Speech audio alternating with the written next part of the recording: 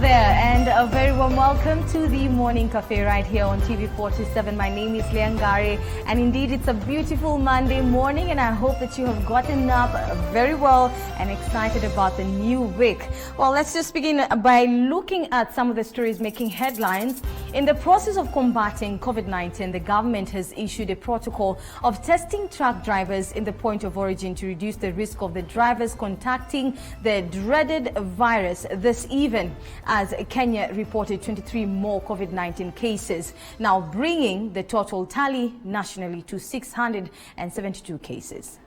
Nearly 2 months since Kenya reported its first coronavirus case, and the number of confirmed cases continue to increase. The ministry now shifting its focus to testing truck drivers who pose a danger in transporting the virus. Each truck driver is expected to be tested 48 hours before they embark on their journey. For those crossing the border, we are required then that if you are traveling from Uganda with your truck, upon arrival at the border, you are supposed also to present a certificate from the country that you started your journey. As long as that certificate is within 14 days, it will be taken as valid. However, we shall still take another sample for verification. In Mombasa County, truck drivers are expected to take a COVID-19 test at Miritini Municipal Dispensary. In Nairobi County, the South Bay Clinic is designated as a testing center. In Migori County, the Migori Referral Hospital will be used, while in Kisumu, Ahero County Hospital is equally designated as a testing center. Other facilities include Moi Teaching and Referral Hospital in Eldoret, Provincial General Hospital in Nakuru, Kilifi KMTC in Kilifi County, Kwale Sub-County Hospital in Kwale, kituo cha kuchukua sampuli Mlolongo in Machakos County, Wajir County Hospital in Wajir, and Marsabit County Referral Hospital in Marsabit. Foreign drivers entering the country are expected to avail a test certificate that will indicate they have been tested for the dreaded virus. Of the 672 samples tested in the last 24 hours, 24 more people tested positive. 24 of the people who tested positive are Kenyans, while one is a Burundian national. 23 tested positive for COVID-19 disease. 22 of them are Kenyans and one is a Burundi national.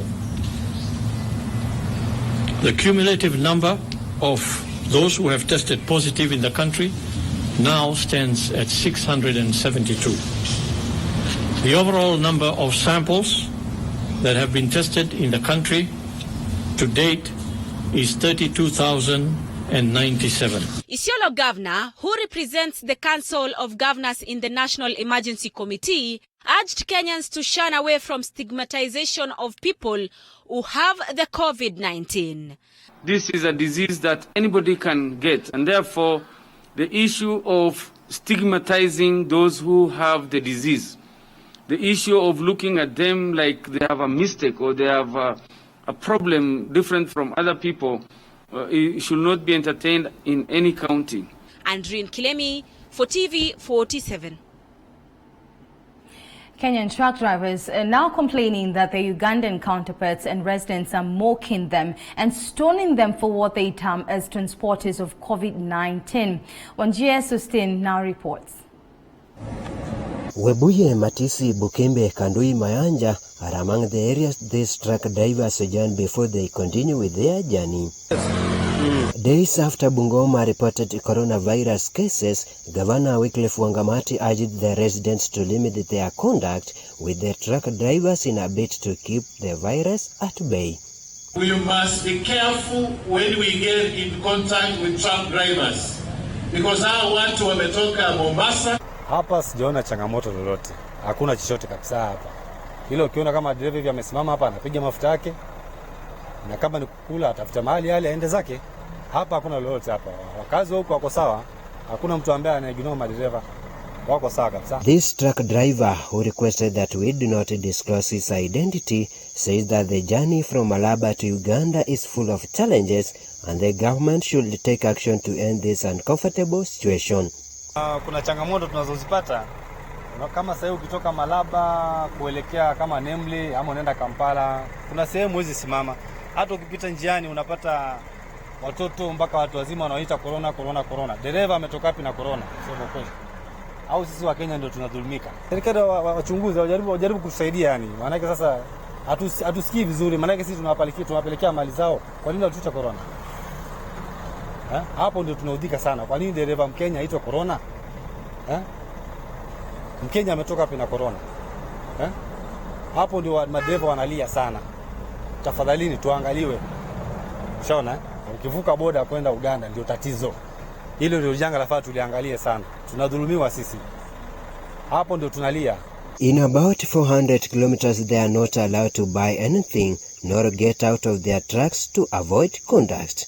Baada Malaba kuna paki moja wameweka hapo, kama unaenda Nemli kuna paki wameweka pale Soroti ambapo hiyo unastahili uingie pale ndani na usitoke nje. Ukishaingia ndani usitoke nje.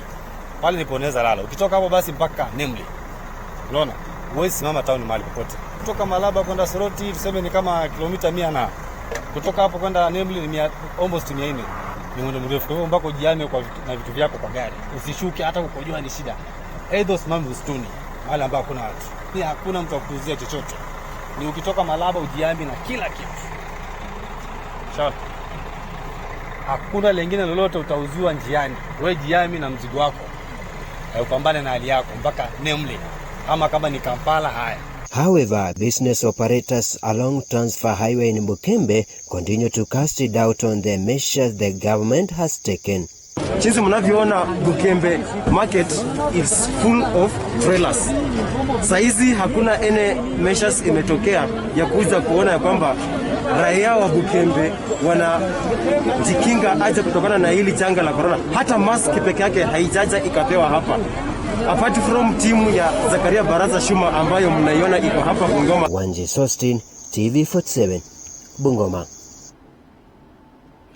Now, in other news, health union leaders have threatened to strike a week from now if the government fails to listen to their grievances. They are demanding for, among other things, allowances and personal protective equipment as they handle patients infected with a deadly coronavirus. Now, Aaron Kipkoech tells us more.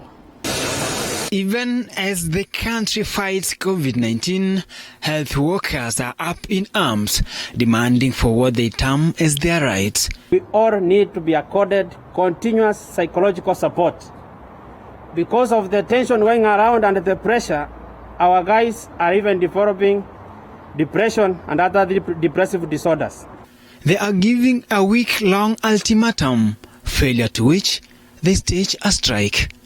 We fully support the forthcoming industrial action because the employer and our respective government, they are not heeding to what they are supposed to. They are allowing discrimination to continue. They are allowing to expose our members. And this one must come to an end. Among other grievances they want addressed include lack of personal protective equipment and poor working conditions. Lakini ukienda mahospitali zetu penye tukuna hudumu wa afya, hata wale wahudumu wa afya wanaofanya katika jamii hawajapewa zile tunaziita personal protective equipments. However, they are warning Salaries and Remuneration Commission SRC to stay away from matters affecting health workers without paying attention to their working condition.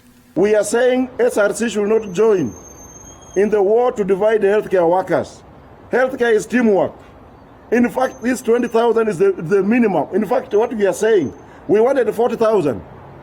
The risk is there. We cannot say that the risk is going to end after 3 months, for example, because they were saying we are going to pay these allowances for 3 months. The risk is going to be there. It's going to be there for the last, as long as the infectious disease exists. The workers say they will suspend their services if their demands are not addressed in a week's time. And I want to quote the minister, who said, if we treat this disease normally, it will treat it abnormal. Now, to the government, if you treat the strike notice given by our respective necks normally, it will treat you abnormally. Aaron Kipkoech, TV47, Nairobi. And President Uhuru Kenyatta has summoned the Jubilee Senate Parliamentary Group meeting in what looks like a final push to place his allies in strategic positions in Parliament. And as Linda Alelo examines, a showdown could be brewing, with the House leadership expected to be relooked at. The fights in President Uhuru Kenyatta's Jubilee party have been simmering for some time. From the public show of political bromance in their first term, the Uhuru duo seem to be reading from different scripts publicly anchored on their disagreement. The divide in the party, visibly brought out by Ruto-leaning Tanga fraction and Uhuru-leaning Kieleweka side, that have pulled the polls of the Jubilee House into two directions. Jubilee MPs allied to Deputy President William Ruto recently protested changes made to the party's leadership, triggering an unrest in the ruling party. The Ruto wing of Jubilee demanded that President Kenyatta calls for a national executive committee or a parliamentary group meeting. The back and forth between the two sides has its genesis at the DP's 2022 quest for the House on the Hill. Kenyatta's March 8th handshake with arch-rival Raila Odinga, which begot the Building Bridges initiative, did not settle well with a section of Jubilee lawmakers allied to the Deputy President. This comes amid speculations of a looming cabinet reshuffle targeting the DP's allies in government. The party has not held a PG since the 2017 general election. Linda Alela, TV 47. 161 Kenyans who were stranded in China have finally jetted back home. The group of Kenyans arrived on Sunday morning, even as the government continues to make plans to bring back home those stuck in foreign countries. Well, Andrin Kilemi tells us more. 10 minutes to 3 a.m. on Sunday. A Kenya Airways plane of registration number KQ883 touches the runway. The occupants of the plane, a group of 161 Kenyans who are stuck in China for the last 2 months. I'm so happy because we have been quarantined for like 4 months, some of us 4 months, some of us 5 months. Not doing any job, not doing any business. We're just at home. George Mbugwa has been in China for the last 5 years. He has been working as a teacher. However, the spread of coronavirus, which has paralyzed all sectors across board, rendered him jobless. Schools have not returned even today. They have not resumed.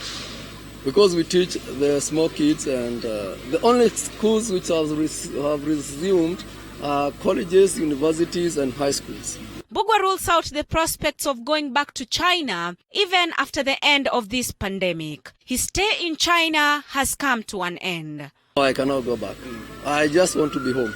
It is different for Stephanie. Stephanie worked as a trader. She is hopeful that her business will bounce back even after this pandemic. Yes, if they agree for us to go back, we will go back. But for now, we just want to rest. For me, I just want to rest and be with my family. Yes.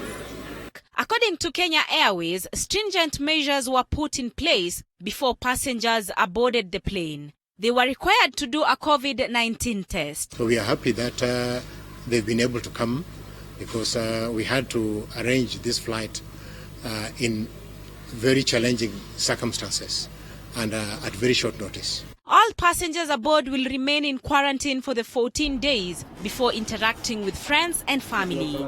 Andrin Kilemi for TV 47.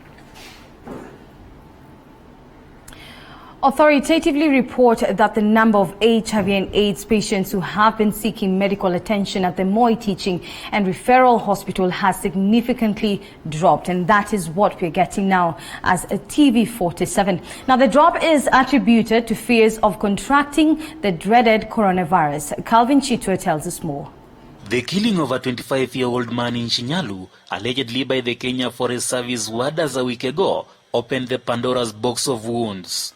The locals intimating what they go through in the hands of the warders. Women from the area decry a wave of what they term as regular sexual harassment. The facility has been recording only 10% of its daily patient visits since the outbreak of COVID-19 pandemic. A drastic drop in the number of patients who seek medical attention at the hospital.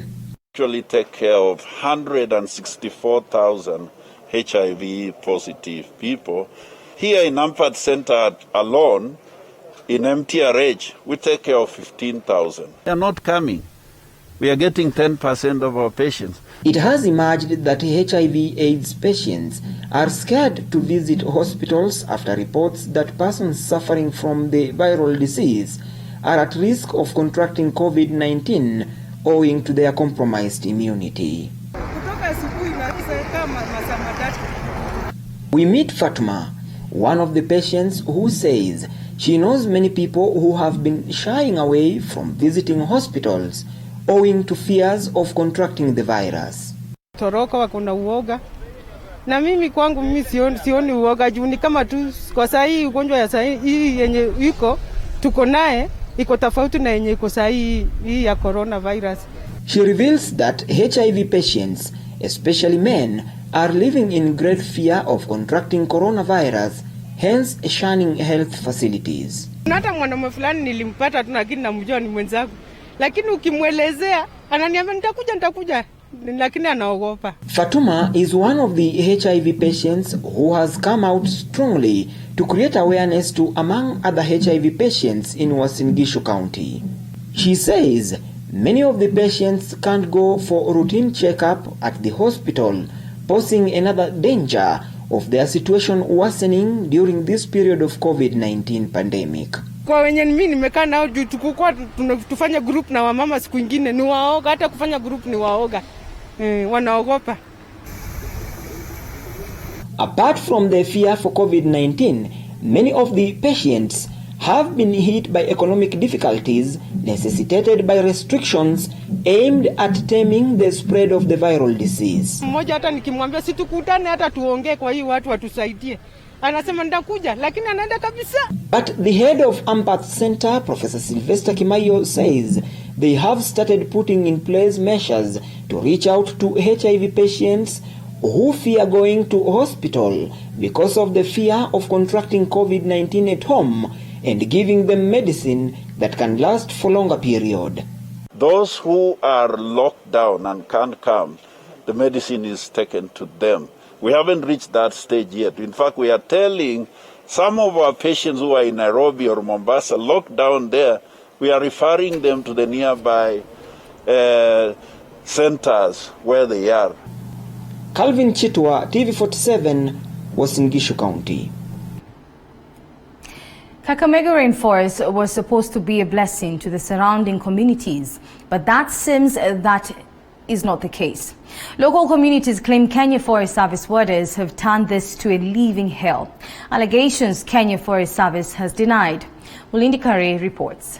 The killing of a 25-year-old man in Shinyalu, allegedly by the Kenya Forest Service warders a week ago, opened the Pandora's box of wounds. The locals intimating what they go through in the hands of the warders.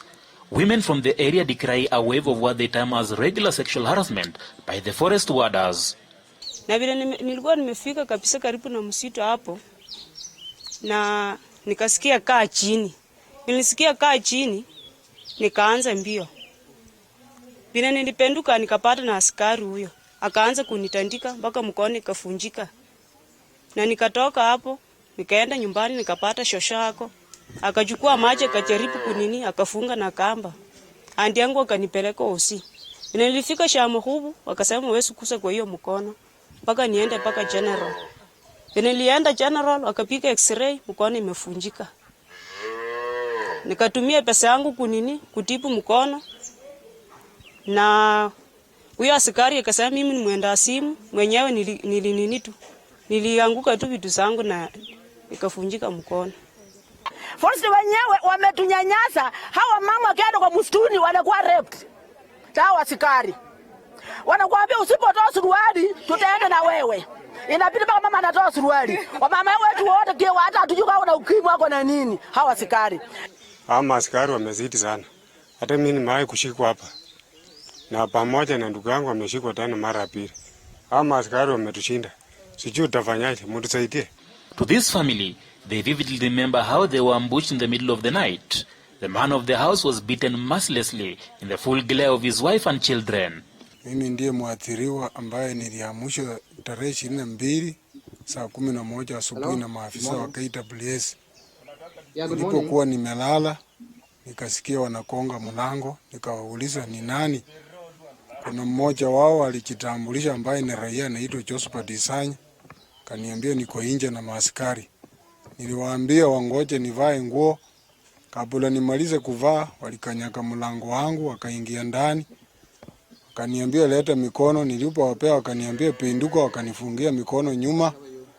Waliponitoa nje ya nyumba, wakaniuliza wapi makaa. Wengine wakaingia kwa nyumba wanauliza mama wapi makaa, ikawa makaa hakuna. Nilipoambia ni usiku, sijui mwanipeleka wapi, wakaanza kunipika. Hakika walinipika, nikaamusha hata ndugu yangu. Nilipokuwa nikilia, watoto wangu wakanisaidia kuambia papa hatatoka kwa sababu hatujui ni nini kilichotendeka. The wife was neither spared. She lost his 4-month pregnancy and now she's reeling in pain. Nilishika msani nikasema mwendi na yeye. Mmoja mwenye anaitwa Josephat. Alinilipua teke kwa tumbo. Nikasikia uchungu nikaanguka na mgongo. Nikasikia nimeanguka kwa maji. Kuamka nikaangalia nguo nikapata damu inatoka. Kusema ukweli, vile niliambia watu damu inatoka wakuridhika. Kuna mmoja anaitwa Jacob Soita na Eric Mambiri. Wanaume, niliwaita nikawaambia kujeni mniangalie. Wakakuja kweli mimi nafuja damu, wakaiona hiyo damu. Kupeleka hospitali General, nikapatikana niko na mimba miezi 4. Wiki 14 na siku 5. Hiyo mimba wakaniambia kweli wamekanyaka nyumba ya mtoto ndio inafanya damu inadoka. Kweli niko na huzuni. Kwa maana mtoto alikuwa anatolewa kipande moja moja. Kitu ilikuwa ya kwanza kutoka kwa tumbo yangu ilikuwa paja la mtoto. Niliona kama ni uchungu sana.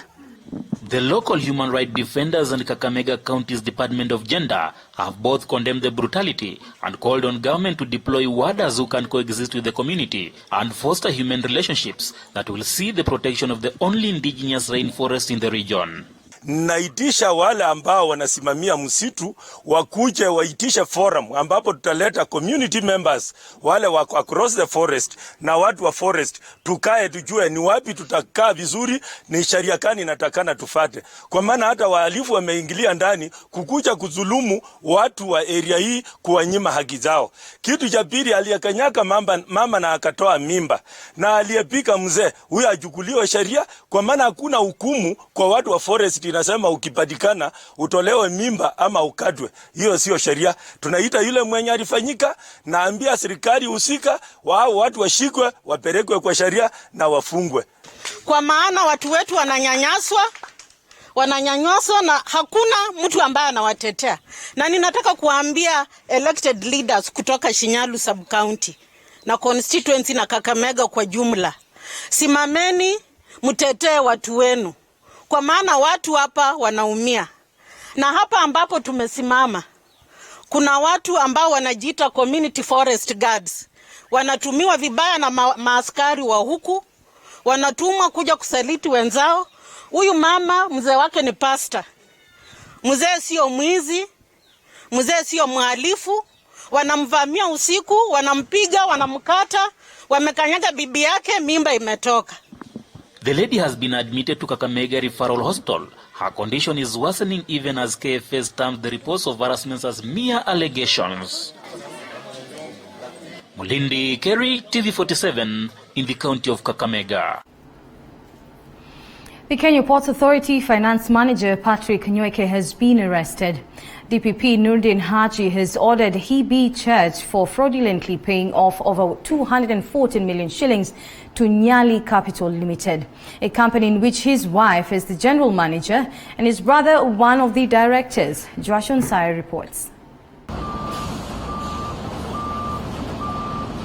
The Office of the Director of Public Prosecution says the investigation into the irregular payments were carried out between October 2014 and March 2017. The alleged irregular payment of 214,548,380 shillings, that is at the heart of Kenya Ports Authority, were made to Nyali Capital Limited. Nurdin Haji says Patrick Wambugu Nyoike, the General Manager Finance at the Kenya Ports Authority, used his office irregularly to facilitate Nyali Capital Limited without the requisite authority.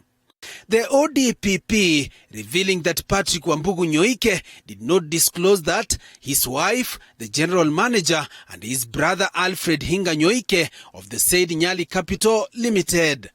The DPP wants the six charged in a court of law for conspiracy to commit an offense of corruption, abuse of office, failure to disclose a private interest, and dealing with a suspect property.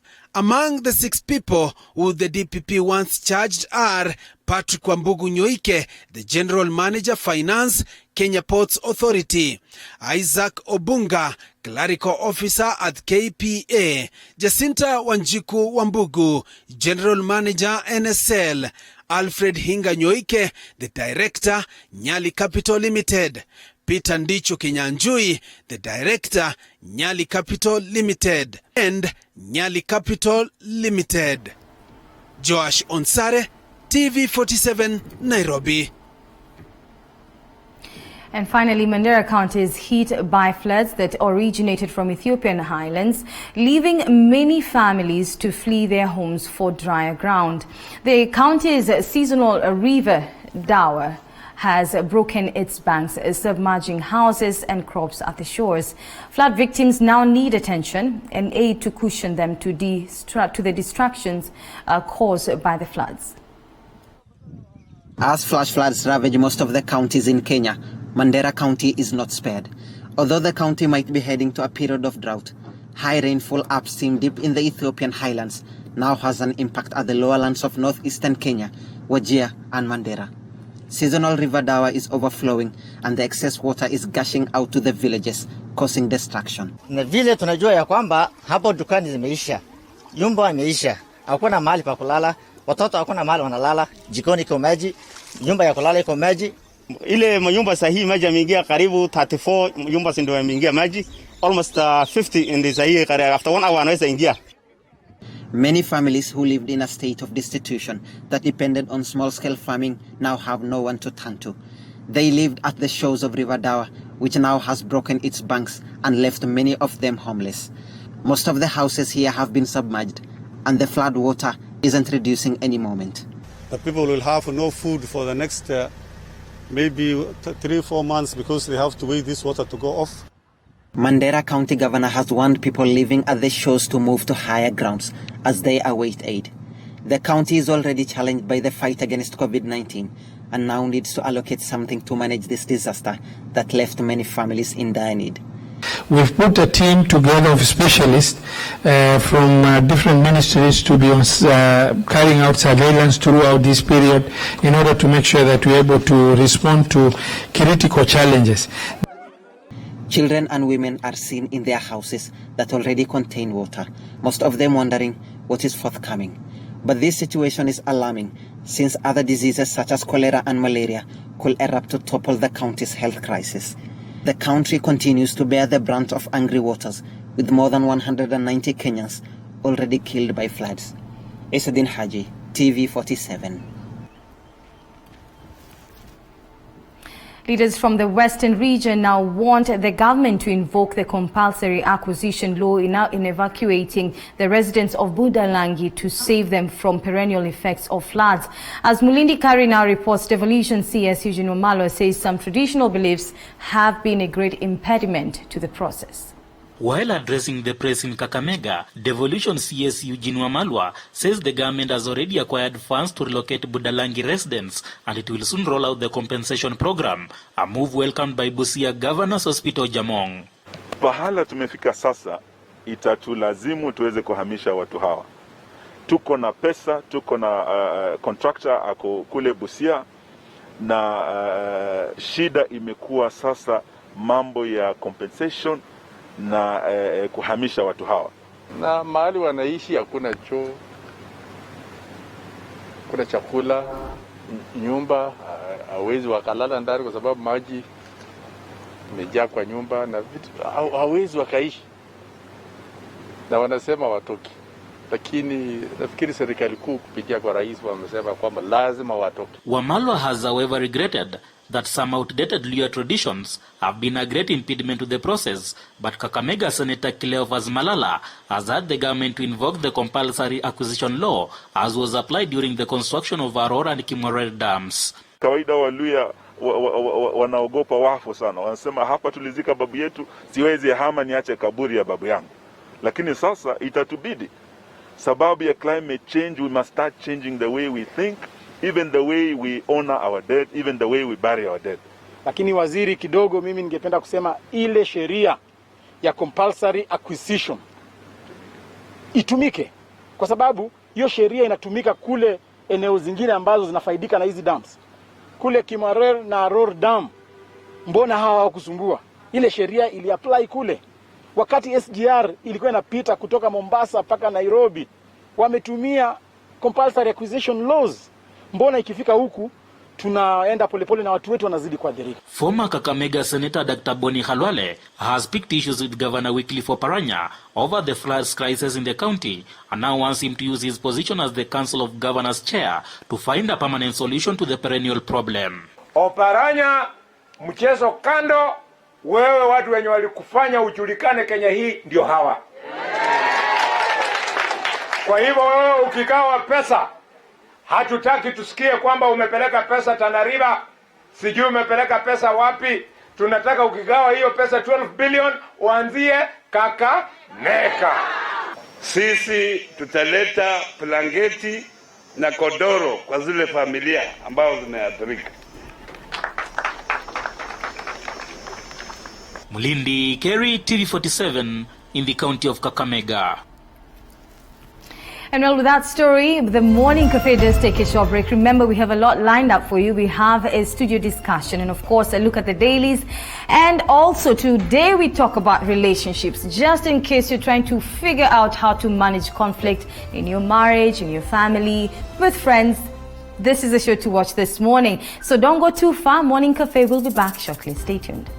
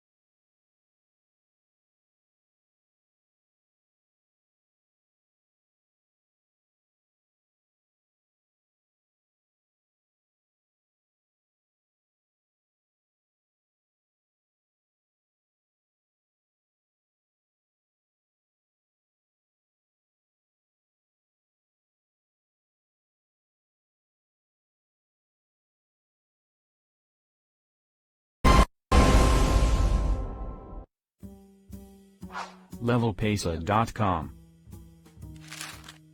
Have you closed your business operations due to the corona pandemic? Are you unable to travel to and from the workplace? Due to the coronavirus pandemic, LevelPesa is opening its online portal free of charge to everyone wishing to sell products and services online. Simply register at levelpesa.com, take a photo of your goods or service, describe it and start selling at no charge. Register today to get your e-commerce app for free.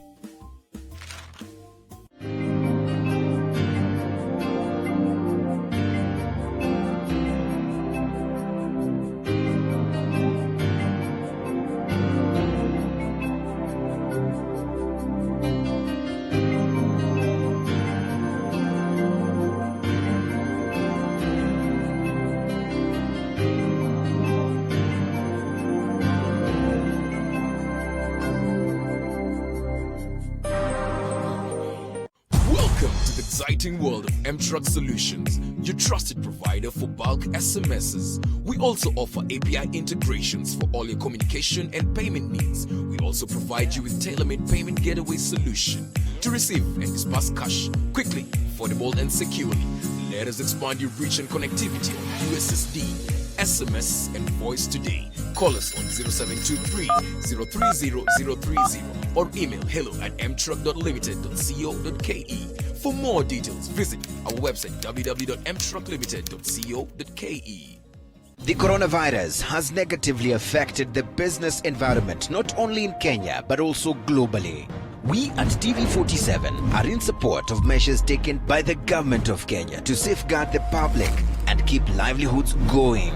In this regard, we wish to appreciate the business entities that are resilient and putting on the Kenyan spirit to sustain their businesses. We wish to support your business and the measures taken to be at the forefront of championing COVID-19 awareness by giving you free advertising in our 24-hour nationwide TV station. You can advertise your business and mention measures your company is taking to mitigate the spread of the virus. This initiative is geared towards providing a platform for continuous interaction with your clients and visibility of your business. To be eligible for this free advertising on TV47, please visit www.tv47.co.ke/advertiser and fill the following details.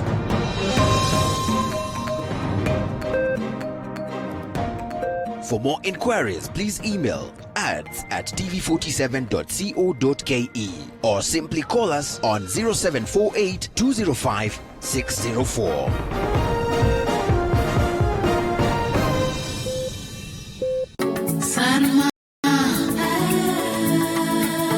Sarma Enterprises Limited. We are your trusted and reliable supplier of quality timber products, construction material suppliers, which are river sand, ballast, building stones. Visit our website on www.sarma.co.ke. Sarma Enterprises Limited. Quality materials for quality structures. Sarma. Superbook. This May on TV47, we are giving you more reason to stay at home. You are the chosen one. Because I am your mother. Oh, that's pretty cool. Same-sex attraction isn't completely gone because my root is from God. No, Pete. Lazima round you utalipa. You'll see some kind of like a smokish thing. Hey man, don't forget about the monkeys. Ni watoto ama ni kokoto? Kama Saida, si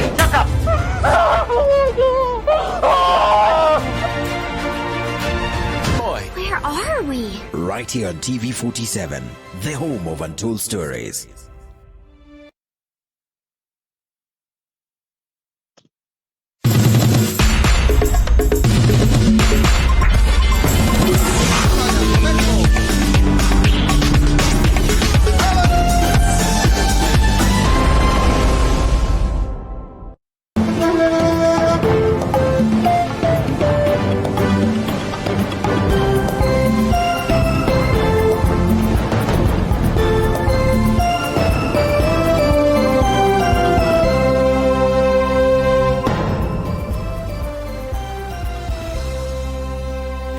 Welcome back. If you just joined us, this is the Morning Cafe right here on TV47 with me, Leangari. I just want us to look at what's happening on the roads. Let's just go to somewhere around the NIC Bank Limited. Seems like the roads are a bit open. Looking at also the area, Langata Road, very little traffic there.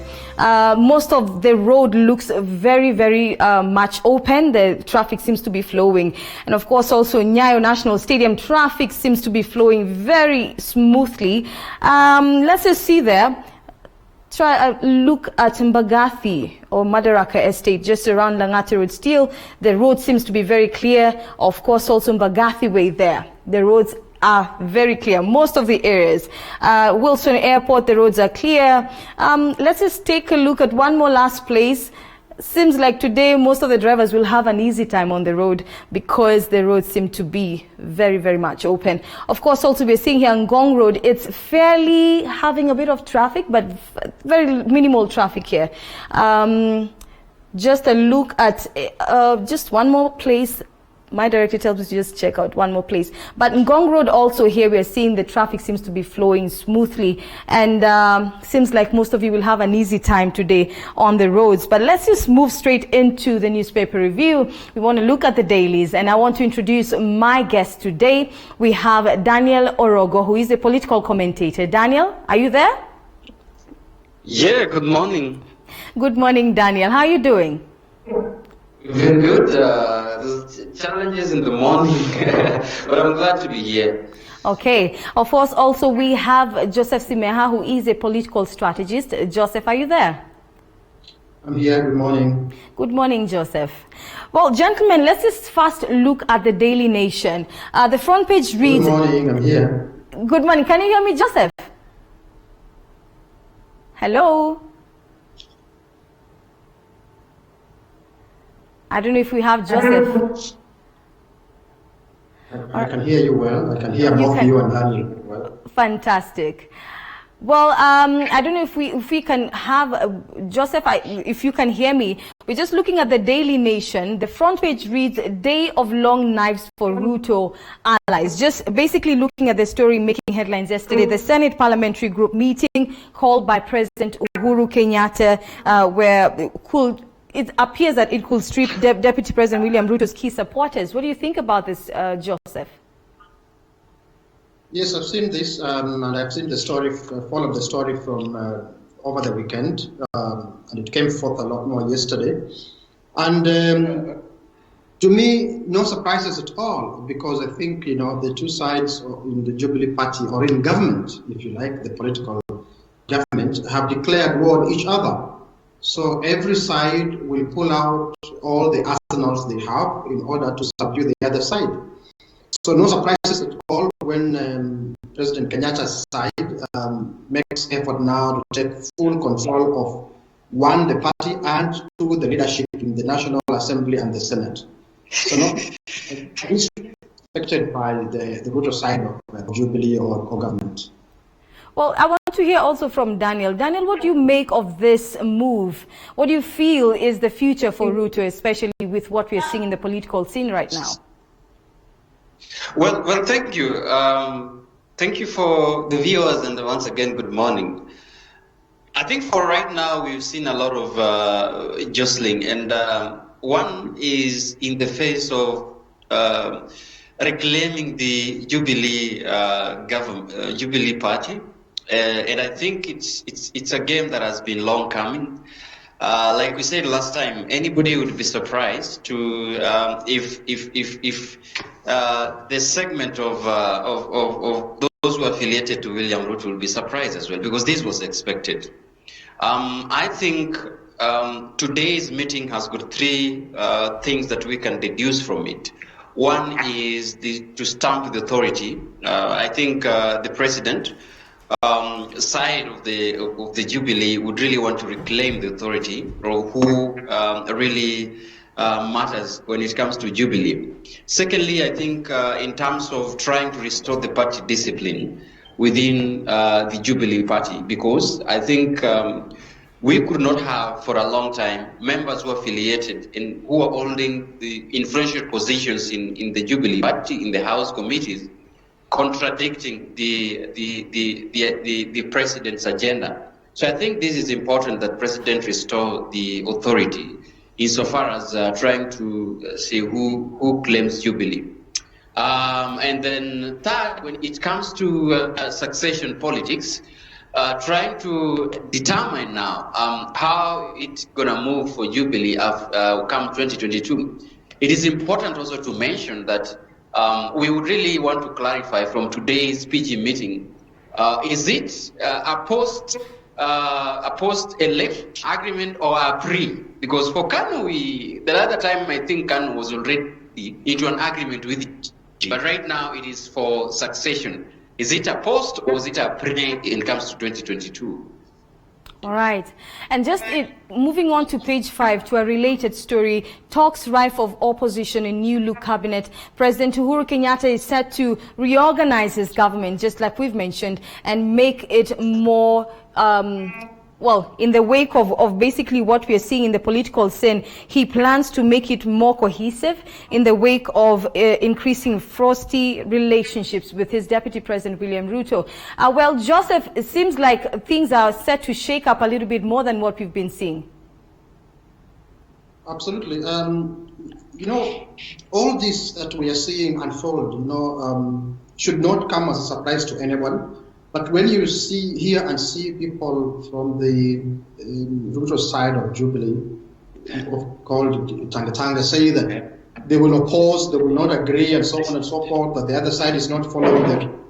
It's all hanging on straws. When someone is drowned, you hang on each and every straw. Fact is, they know that they have done so many things, both as a party and as government, without following the law, without following the rules. What stops them now? What is it that will compel any side now to begin to strictly follow the law and the rules as they are? So when they say that they will oppose, when they say that look at the constitution of the party and so on, have they suddenly come up to the morality of being faithful to the law and faithful to the constitution of political parties, their own political party? Whereas in the past, for as many as now, I think 7 years from when they seized government in 2013, we haven't seen anything exemplary in fidelity to law, fidelity to the constitution of the party, fidelity to rules of procedure, and so on and so forth. The second thing is that those who are saying that they will oppose, they have, as we say, they have a skin in the game. They are people who have paid preparation for sacrifice. They are things they have empty, and they've gone too far for them to dare do anything against the president, who's still in charge of instruments, state coercion. And they really hack this. I am very doubtful. Without exposing themselves dangerously, they will likely just pull back and let the president do what he wants in the manner in which they are business. Moving on to page 6, let us look at this story, still in the Daily Nation. Soaring deaths in the coast worrying. This is high mortality linked to residents refusing to get tested and sick people failing to seek treatment. This has become a persistent issue, Daniel. Yeah, and at the time we deliberated on that issue. I remember Joseph and I trying to urge that the governor of Mombasa should begin to persuade people to see how then would they be tested. Because the approach, the last time we were speaking, the approach was more of coerciveness, trying to coerce people to line up so that they would really volunteer to test. But I think ideally, this is to itself, it would be important for the residents of any part of these of Kenya to be proactive in terms of trying to helping the ministry regulate the measures that are already spelled out.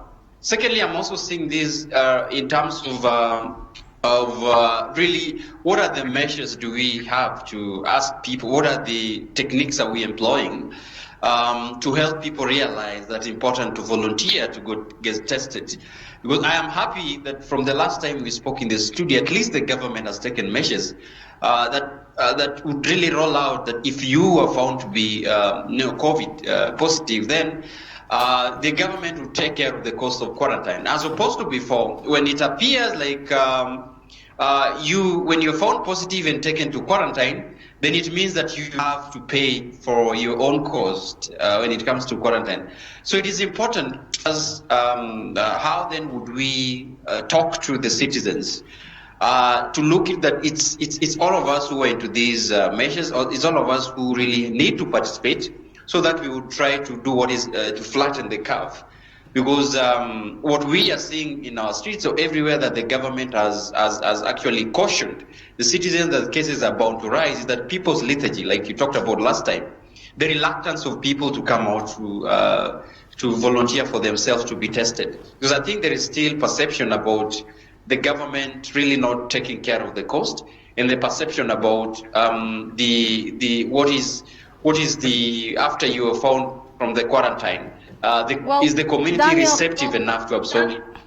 Well, Daniel, valid points there. I just want to hear from Joseph. Joseph, this is something we've been talking about. Just last week, having both of you in studio still, we spoke about the same issue. So where is the government going wrong, or where are we missing the point, Joseph? I think we missed the point on faulty expectations and realistic expectations on the side of government.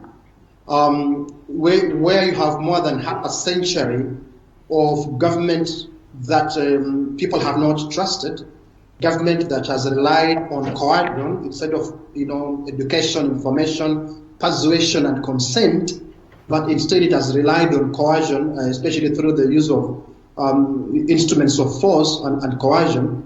You are not going to expect that it changes overnight just because we have this crisis. When we have a crisis like this, the people's faith, if it's not in government, is not suddenly going to manifest or just overnight, manifest in government. The people's faith will be in other institutions. The people's faith will be in other systems, maybe religious, maybe family, maybe community systems. So where government has gone wrong, in my opinion, is to take a public health crisis and approach it with the use of instruments of coercion, particularly the face of the security in Kenya. The face of security in Kenya is a face of brutality, unfortunately. For decades, Kenyans have known that you see a uniformed police officer, there's trouble. It's not someone coming to help you, but it's someone who's likely to hurt you. So that mentality is not going to change overnight. Government should have seen this coming when it started in China and moved on to Europe, should have prepared and used other systems that can be used to persuade people to have faith in whoever is delivering the message. But as long as the message is being delivered by county commissioners, police officers, political leaders, all these are government representatives. And what is government in the eyes of the people? Oppression, mostly oppression. Let's face the truth in this country. And when government is doing that in Mombasa, and people are also seeing on the media and on screens that the same government is demolishing people's houses in Korogocho, Kariobangi, and so on, they see the same government failing people in Budalangi and other places where there have been floods. How do they then overnight develop trust in this same government? There are connections in all these things, and that is, I think, where the government is failing. All right. We'll just move on to the People Daily now. Of course, the front page, just the same story we've talked about, gentlemen. Uhuru summoning senators as the purge looms. We won't look at that story again. I just want us to move forward. There's another story here in page 3 of the People Daily, talking about anxiety dampening Mother's Day spirit. This, of course, has to do with social distancing. Joseph, how did you celebrate Mother's Day, and who did you celebrate? Of course, the mother is the mother of all mothers for me is my late mother. That's the one mother. I celebrate all mothers, but that is the one mother that will always come first. Not only because she brought me forth, but almost an overwhelming part of my formative stages in life was shaped by her. The Simeha you see just now was shaped by the mother called Paulina. So that is the one mother that I celebrate. I constantly celebrate her not by sending messages on Twitter and so on, which of course she cannot read, but by ensuring that I make effort to do what she taught me to do, what she desired that I should do in terms of my character, in terms of pursuit of knowledge, in terms of in sharpening my intellect and so on, searching for the moral good, which is something that she really, hammered on for me as I grew up. All right, let's hear from Daniel. Daniel, how did you celebrate the day? It's quite interesting to hear from Joseph. He's a bit of a senior on this. It was important, like he's intimated, it was important for me to also, unfortunately, to celebrate my late mother as well and recognize the effort that she tried to give us. I mean, I have recognized her as a matriarchy, that the one that really tried to instill discipline and tough love in all of us. But so more important is to recognize all mothers who really are taking care of their children at this difficult time. Those who might not really be mothers, but mother figure to all of us, and a symbol of motherhood. And like you just said, the dampened enthusiasm as we are celebrating the Mother's Day, and realize there's a lot of challenges that we are still, facing as a country, in terms of trying to realize bring to fore the issues that are affecting women and mothers as well. Still talking about mortality rate. I think these are issues that even as we celebrate the Mother's Day, that is important for us to note as a country. Issues that are dealing with gender-based violence, single motherhood. I think it's important as a country to have a conversation in terms of trying to elevate the status of women and the status of mothers who are, trying as much as possible to raise children in the advent, in the absence of fathers who, for one or two reasons, might not really be present in their life. So I really, like the rest of the country and the world, celebrate the Mother's Day with a lot of enthusiasm and hope that we are going to realize their strengths and effort. Well, personally, gentlemen, I spent the day with my mom, a couple of hours, then went back home. But it was a beautiful day, and indeed we want to celebrate all the mothers. Albeit it's a little bit late. I wasn't here yesterday to wish them on air, but we do wish them a happy Mother's Day. Well, gentlemen, just the last story here in page 6 in the People Daily. Experts warning of Tanzania weak link in virus response. This story talking about regional leaders, including Raila, call out defiant Magufuli for unconventional approach to coronavirus, says it could erode the EAC gains. Joseph, this is not the first time we're talking about Magufuli and his response to COVID-19. Do you think it's really prudent what he has been doing? No. I mean, and as you say, it's not the first time we are discussing this. This virus or infectious diseases, all infectious diseases do not know any boundaries and borders. And when you are a people who are in the same region, it is best, and especially a people who have made a formal commitment to a regional cooperation mechanism, that you are even making steps towards a regional integration, you surely must have a strategy that involves all of you as a region. Not just national strategies. But clearly, it appears that Tanzania, the president of Tanzania, is only thinking about Tanzania. I appreciate that first think about the nation, that's fair, but he must not stop there. Each one of them, each one of the leaders, each of these leaders have to think beyond their nation and think regionally, and eventually even think continentally and internationally. That is how you defeat this kind of an enemy.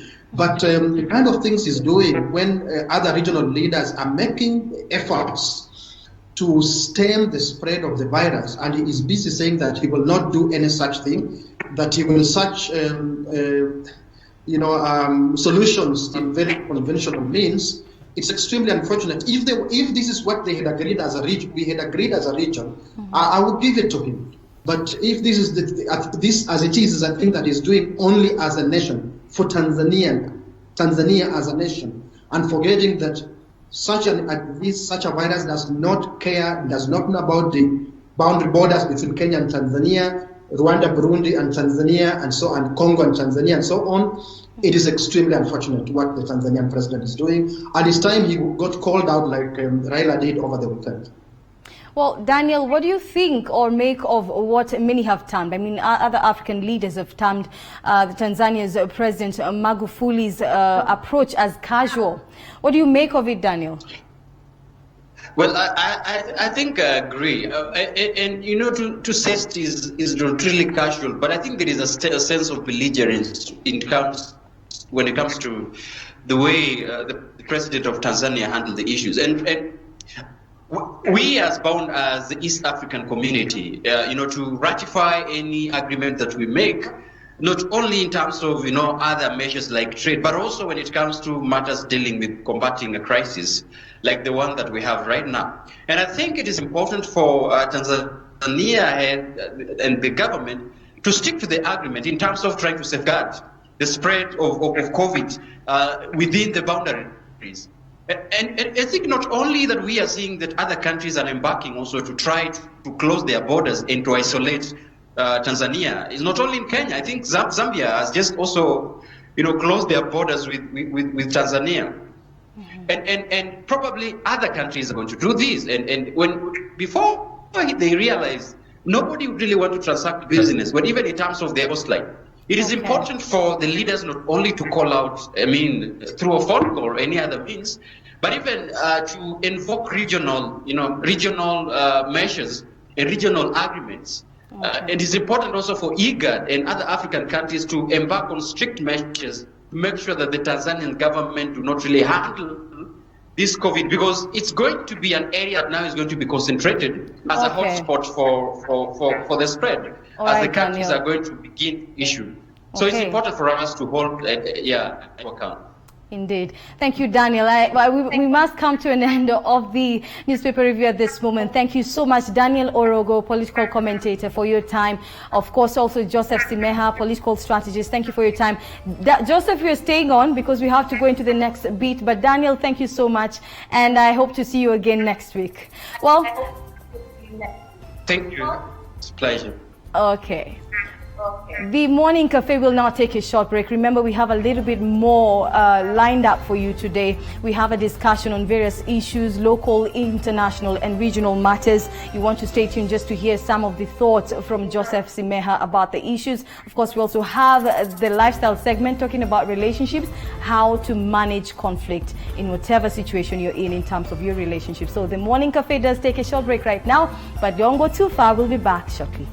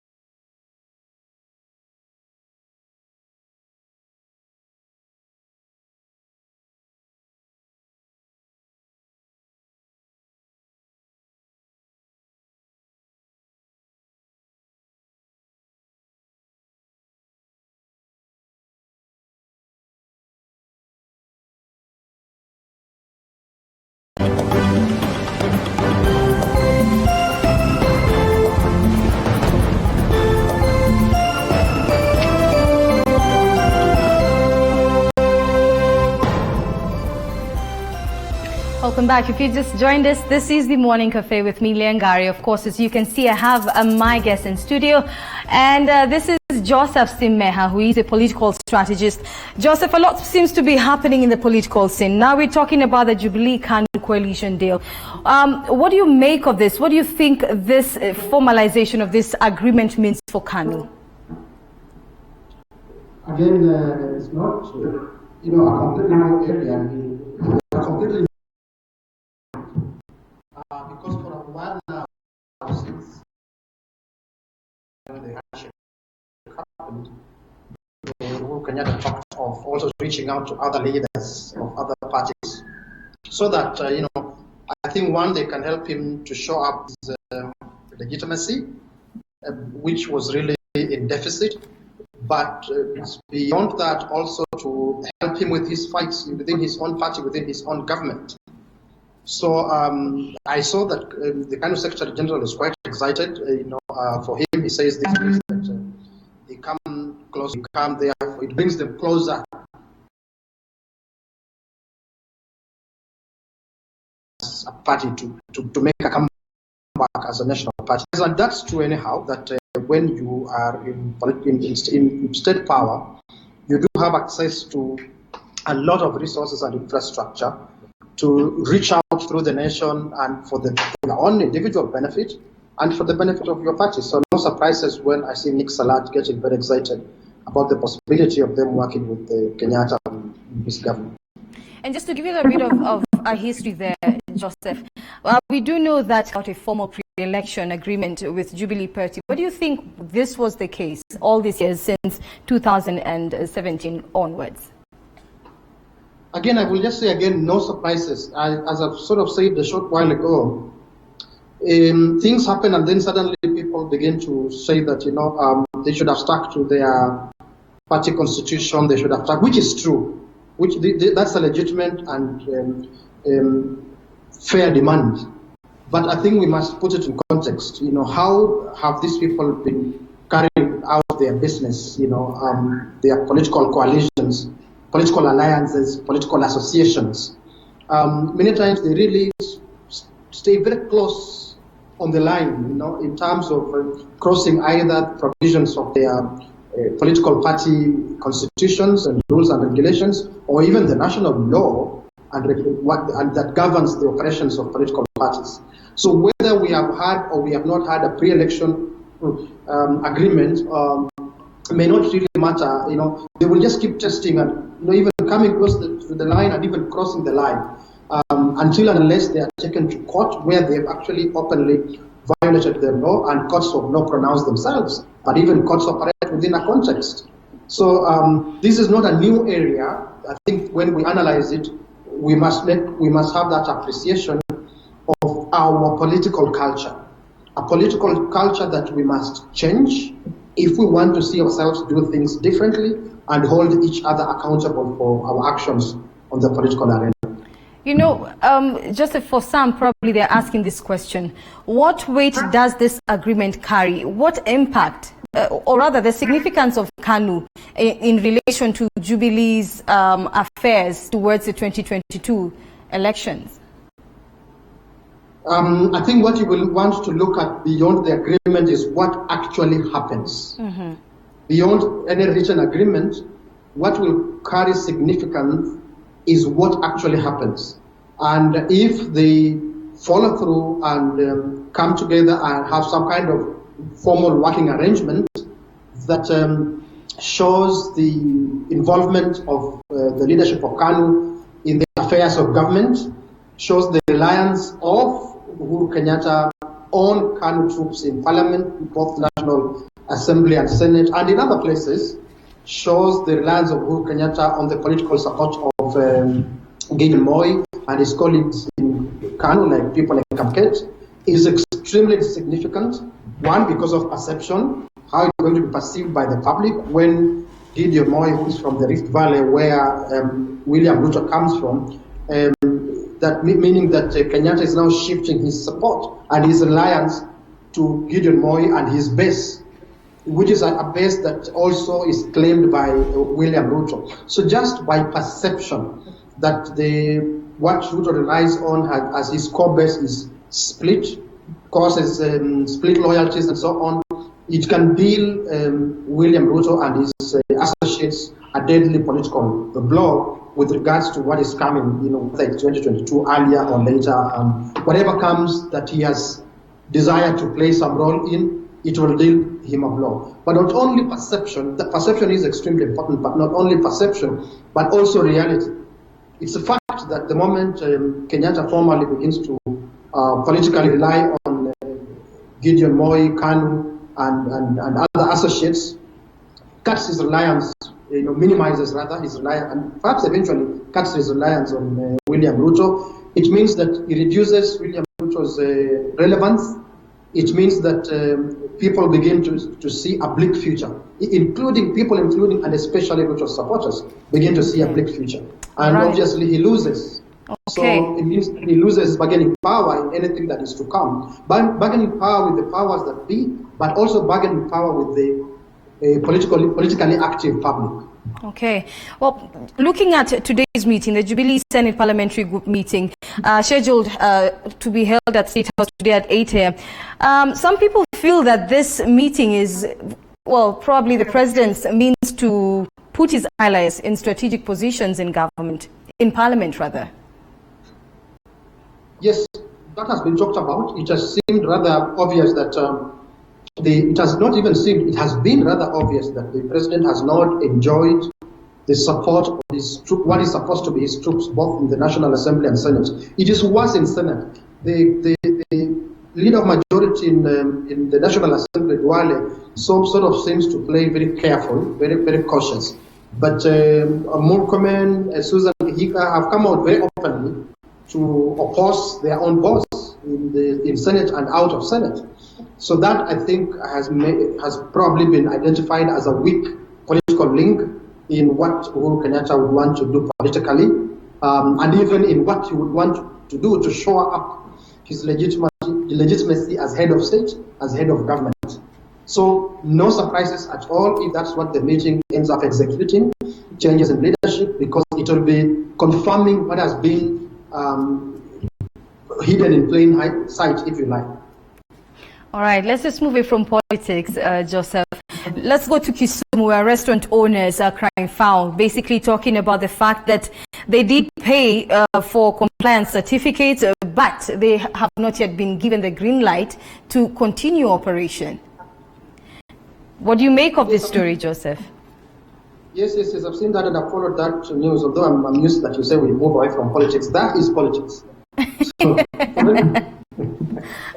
when we discuss that, those happenings actually are very political happenings. And those owners of eateries and restaurants who are complaining have a very legitimate right to complain. You see, it is a manifestation of the failures of government, both national and county governments.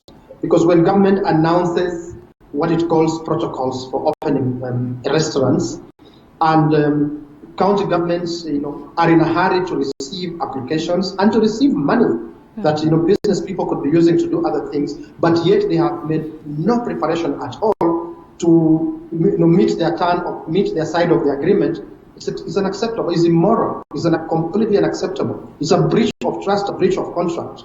And this is as a public service, as a government, you do not do that to the people you serve. You must give information that is factual and timely, that when they come to you at the time you've asked them to come to you, they must find that you are ready, that you can meet your side of the bargain, which they haven't done. Again, no surprises. This is how government in both county and national level treats citizens. That they can do what they want, but you cannot do what you want. It's extremely unfortunate.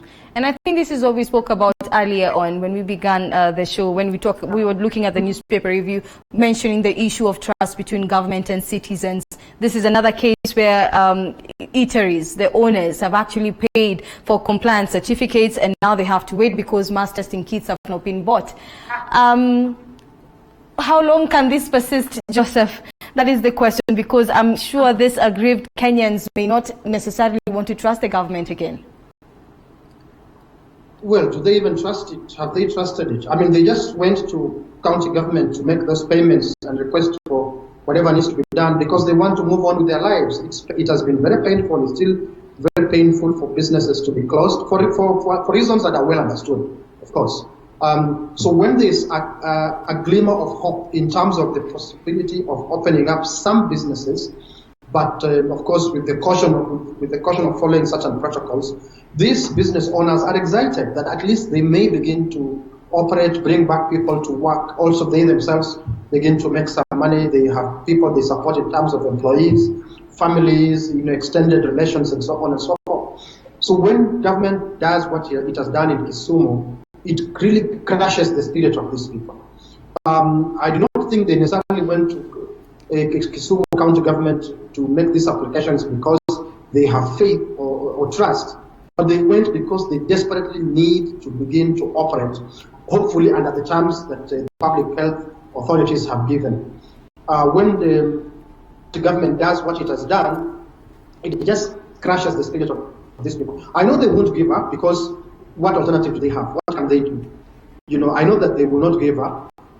If they could, they would organize themselves and take on the county government through judicial authorities, take legal action against the county government.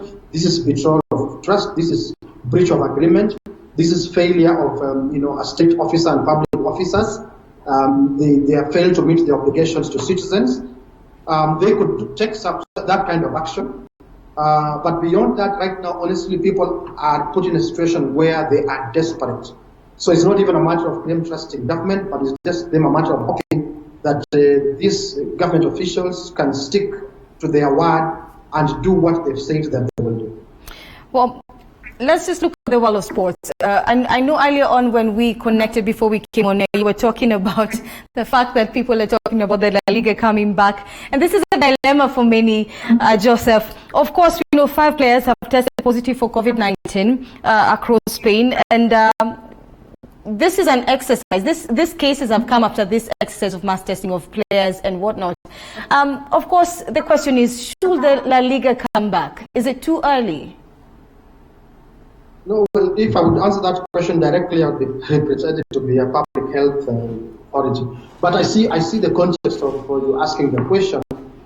Yes, I was questioning you earlier about people's loyalty to La Liga, Premier League, and so on, and very good knowledge actually of those sports processes, and the very minimal knowledge on the goings on in the country, governance issues, political issues, and how they affect their lives. That is what I was comparing, saying that not that I fault that attention to sport. It's beautiful, it's good to pay attention to sport, to follow sporting entertainment and so on. But I was just sort of feeling that in the same vein, we should have as much knowledge, as much information, in fact, better than knowing about the Spanish League and the English Premier League and so on, of our own situation, our governance and political conditions, some of which we've discussed on this show, and how they affect people's lives. I wouldn't be able to answer the question on whether it's too soon or not. If the Spanish authorities and any other authorities that are beginning to open their various sectors of the economy, including sports, have evidence to persuade them that it is safe and they've taken the precautions they need to take, the better for people in this country who follow La Liga and other leagues. I'm sure they'll be very happy because they are still mostly stuck in their homes. They'll be very happy to have something to follow from their homes. Joseph, I think it will be very interesting to see how the players will be training, because this testing is supposed to come before the training actually begins again. And I'm just wondering, how will they be training? When you try and picture it in your head and social distancing, how is that going to happen? Kicking the ball, how is that going to tackle the player? What will happen? Of course, players come into contact. There's no way you can play soccer without coming into contact with each other. You have very minimal control over what you must pass on to each other. I don't think, I would be surprised if they say that they want to play with their masks covering their noses, especially nose and mouth, in terms of need to breathe when you are involved in very hectic activity like playing soccer.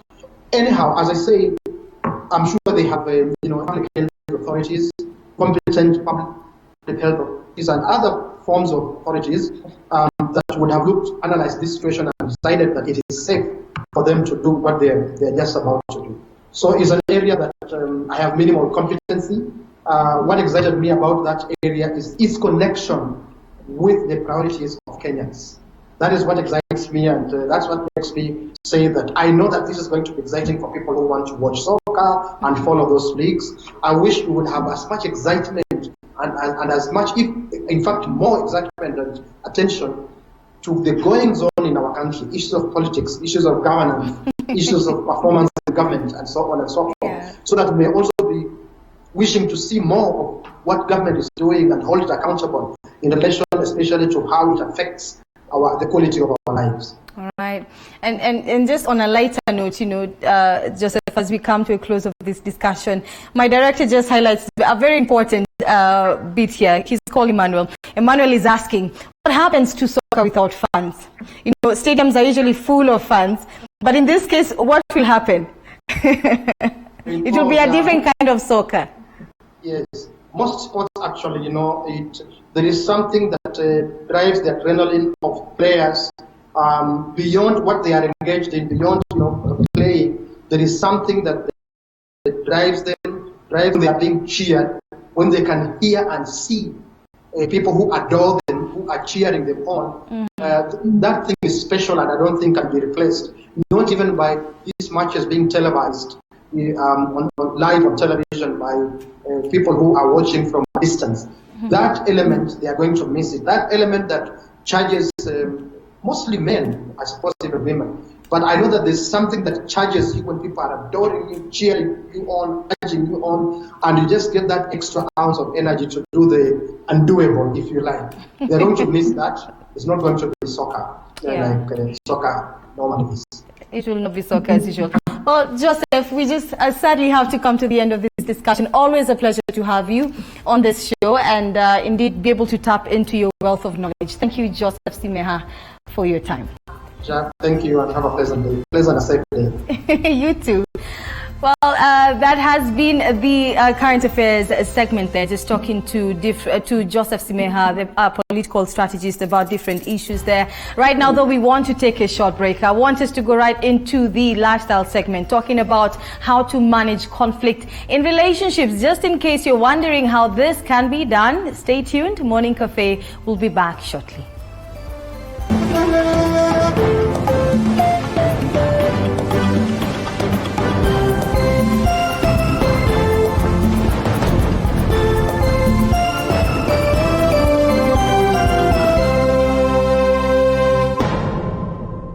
This is gonna make a lot of people sad, and probably some happy, but I can't worry about that now. I quit. Fine, call me a quitter. I don't care. I just can't do this anymore. I've changed. You're not to blame. I'm just not the same person you knew before. So, not to be rude at all, but I'm done trying to live up to your expectations and down to them. Basically, I quit being bound to them. I quit following everyone's opinion of what's right for me. I quit holding myself back, living emotionally trapped, and not being who I'd like to be. I quit being loyal to these negative thoughts that have never been useful. I quit letting the guilt of my past get in my path and deprive me of a beautiful future. I quit letting people who have proven it they don't really care about me get to me. I quit hanging out with friends who on most days I couldn't tell you if they're friends or enemies, draining my energy. I quit letting society's expectations and timetables pressure me, direct my destiny and stress me. I quit forgiving everyone else in the whole world except me. I quit wanting the cool kids to accept me. I quit not saying what's on my mind at important times, letting fear come near and suppress me. I quit being so emotionally tied to the likes and shares of people I barely know online. I quit self-doubt and self-sabotage. I quit being a screw-up and a gonna-doer. I quit sleepwalking through life instead of living my dreams. I quit waiting for ducks to line up instead of spreading my wings. I quit not giving 100%. I quit dimming my light so that others won't have to squint. I quit peer pressure and people-pleasing. I quit the prison of perfection. I quit the fear of failure and the fear of success. I quit hesitation, desperation, expectations, devastations. I quit. And no, I don't have a 2-week notice, so please accept this as my letter of resignation. I know it seems sudden, but trust me, it has been a long time coming. But now, my time here's up. Oh, but don't worry. I'm grateful for the experience, and I have an amazing new life lined up. I quit.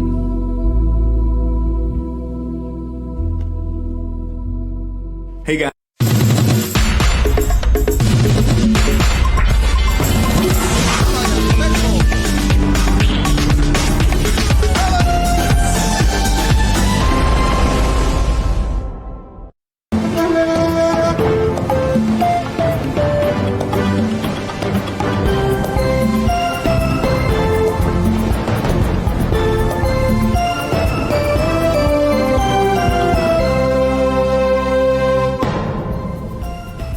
Welcome back. If you just joined us, this is the lifestyle segment right here on the Morning Cafe with me, Liangari. And today we're talking about matters relationships. We're looking at how to manage conflict in relationships, whether it's marriage, whether it's family. If you're having issues with your sibling, your brother or sister, this is the place to be today, this morning. And we have Grace Nderitu, who is a relationship therapist. Grace, how are you doing? I'm doing pretty good, thank you. It's a beautiful morning. Yes, indeed. Yes. Well, Grace, we cannot fail to mention conflict in relationships. Most relationships, if not all, will always have conflict. And when we look at conflict, what would you say is usually the main underlying issue in any setup where there's conflict? Okay, so what happens is that when we are in a conversation, it means that we are speaking,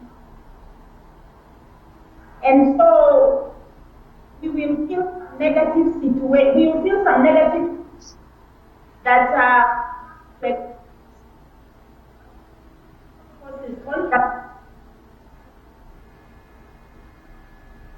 Hello, can you hear me, Grace? Yes, and there's been a bit of echo just now. Yes, I can. Can you hear me now? Is it better now? Yes. All right, so you were saying something. When we look at conflict in relationships, Grace, you were talking about what's usually the underlying issue. Right. Because we are not agreeing on something, and so we emotion. All right. And when we look at now the marriage setup, in terms of conflict, what's usually the main issue with the marriage setup? I don't know if you can hear me well, Grace, because I'm seeing you're cringing, and I don't know whether there's an issue of sound on your end. Oh my. Yeah, there is a lot of feedback. That's why I'm cringing, because I'm hearing myself on your side. Okay. Well, let's just do something small here. I want us to take a short break, Grace, as we fix the technical issue there. And we'll be back to discuss this topic. So just stay online. We'll be back shortly. Well, we're just having a bit of a problem there with the sound. We would just want to fix that in a bit. So the Morning Cafe will take a short break, but don't go too far. The lifestyle segment will be back shortly.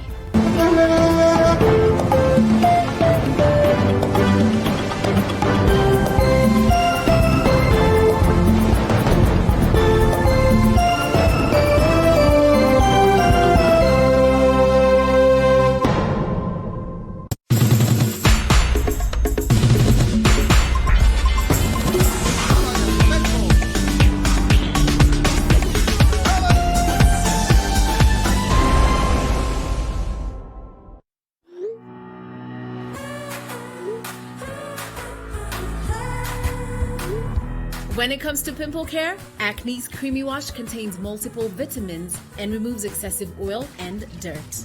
Acne's Toner rejuvenates skin. Acne's Sealing Gel fights bacteria. Use Mentholatum Acne's for clear and smooth skin every day.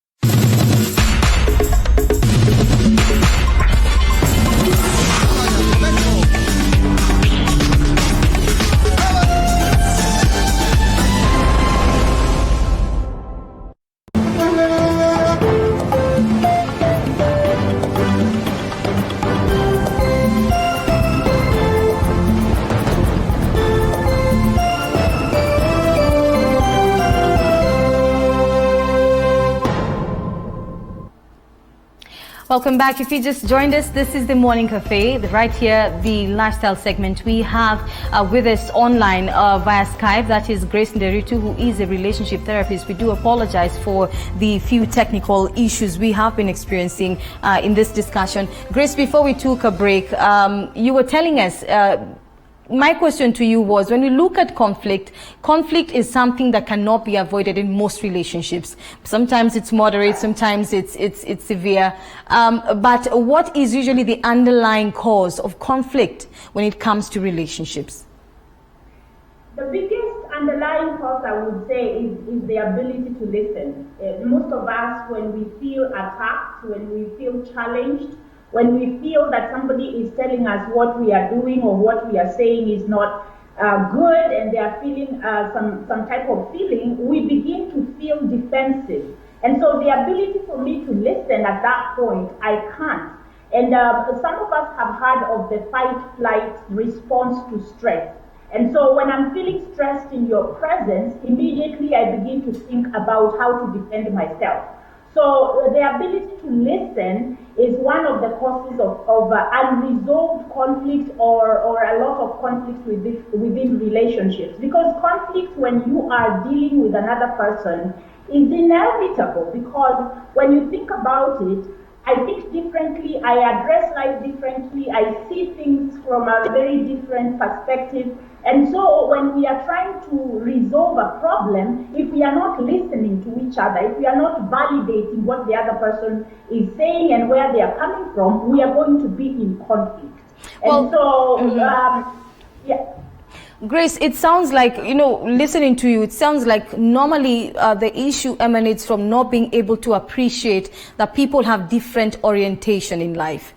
Like you've mentioned, I think differently, I see things differently, my reasoning is different. Yeah, so it's a matter of, like I hear, appreciating everyone's orientation. But now, how do we begin to appreciate this orientation? Because you're talking about communication, you're talking about not listening to the other person. How do we resolve this? How do we begin working on it? So make an intentional decision to listen. Before you answer, think about the person, what they are saying. Give them feedback about what you heard before you decide to defend yourself.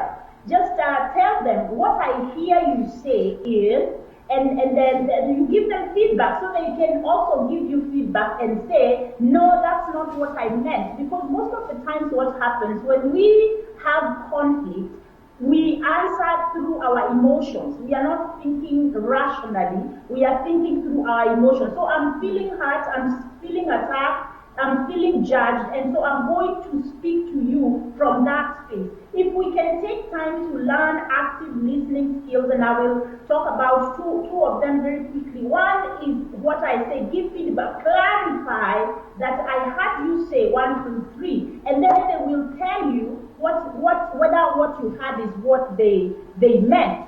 And then number 2, it is good for you to validate that I hear you, you are hurt when I didn't do this or when I didn't do that, and I am sorry about it. So be quick to pay attention to the person who's communicating to you at that point is going to help you to, what I would say, to delay the emotional response. Now, this is not an easy thing, because you would have to have the skill to say, I need to listen rather than respond back. A very important thing.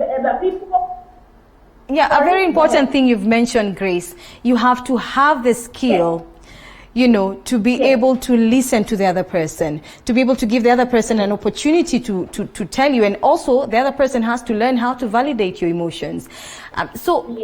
Let's talk about that skill. How can you nurture it? Is it inborn? Is it something you can learn? And if it's something you have to learn, then where do you begin?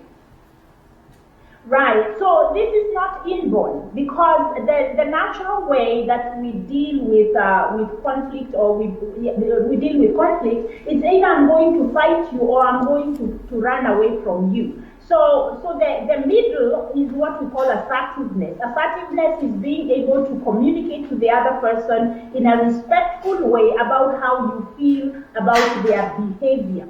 A lot of us, what we do is immediately we go into anger responses.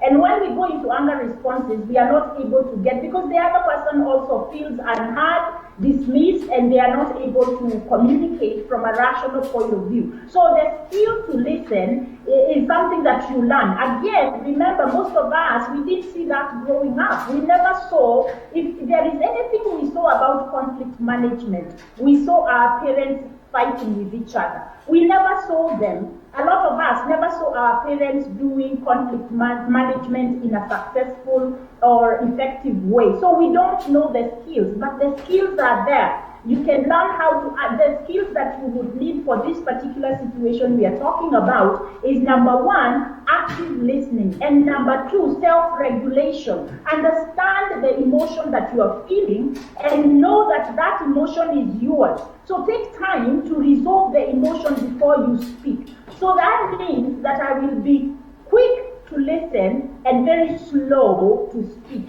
and also, there is importance in actually saying to yourself, the person who brought the grievance is the one who needs attention, not me. Me, I'm here to listen, to validate, and to be able to help us come to a solution. But when we come into this, because remember, the person who's coming to you, they are feeling vexed. So if I get vexed by their vexation, then we will not go anywhere, because I'm defending myself, you are defending yourself, and all we are doing is a blame game.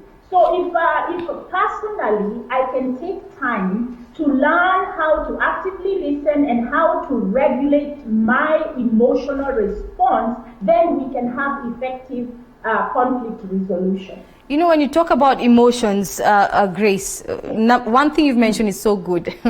Well, it's something I personally try to observe in terms of being slow to speak, quick to listen, slow to anger, you know, do not react when you're angry. And sometimes, even for me, it's been a challenge. You know, like someone has really made you mad, Grace, and then you decide to keep quiet. And what do? You just draw a line. And that creates some resentment. You begin to despise this person. So how do you deal with this? So that because in some instances, someone will decide to just keep quiet, you know, and decide to just let go of that person. So how do you deal with, so that resentment does not begin to grow between the two? Exactly. So number one, you need to understand your conflict resolution style or conflict management style. So we have the fighter, then we have the listener, and we have the compromiser. The fighter is the one immediately there is any kind of feeling of you have come into my personal space, they fight you, they will defend themselves, they will yell, they will just go into a state of anger.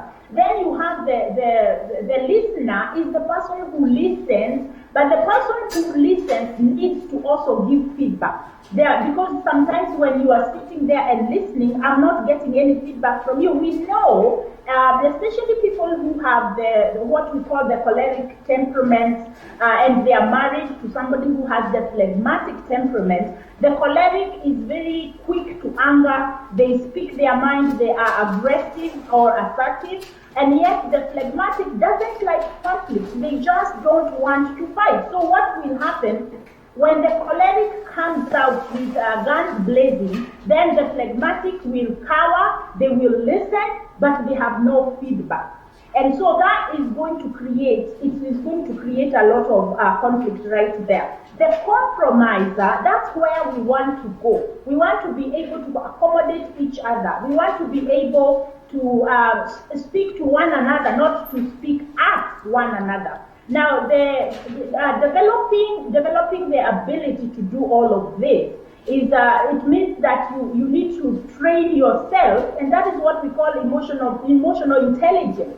To be able to train yourself to express empathy before you actually come out and say you are wrong, or to lodge your own complaint. A lot of couples, what they do, they get into competitive interactions. The person who does not want to fight, what they do, they stonewall. We call it stonewalling. That is avoiding the conflict. So I'll listen so that you can finish what you are saying and you can shut up. But I am not engaging you. And well, Grace, okay, yes? Just go ahead. Go ahead, Grace. Just finish. And then the person who is trying to engage you gets even more frustrated. And this is where now, if this continues on for a while, then you find the fighting, the physical fights come, because this person who is quiet and who is avoiding conflict over and over again is frustrating the person who is pursuing for them to finish this situation. Well, Grace, your final comments about today's topic. So then, yes, what are your final sentiments about managing conflict in relationships? My very final comment is this: self-awareness. Get to know yourself. Google up emotional intelligence and train yourself on how to identify your own emotions and how not to deflate them, but to learn how to self-regulate so that you can be in a better position to actually navigate that conflict in a healthy and effective way. Such a wealth of knowledge, Grace Nderitu, you are. Thank you so much for your time this morning. And we hope to have you again. Sawa. Thank you for your time, Grace. We'll definitely have you again to tell us more about relationships. This is a very important issue. Yes, indeed. All right, thank you. Well, that has been Grace Nderitu, a relationship therapist, talking to us about how to manage conflict. And I believe you've been able to learn a little bit more about managing conflict. I personally have anyway. Well, this has been the Morning Cafe. My name is Leangari. Thank you for watching. Until tomorrow, same time, same place at 7 a.m. And coming up next is Paul Kirobi. We call him the brand in TV47. So let's just see what he has for us this morning. So stay tuned. Don't go too far.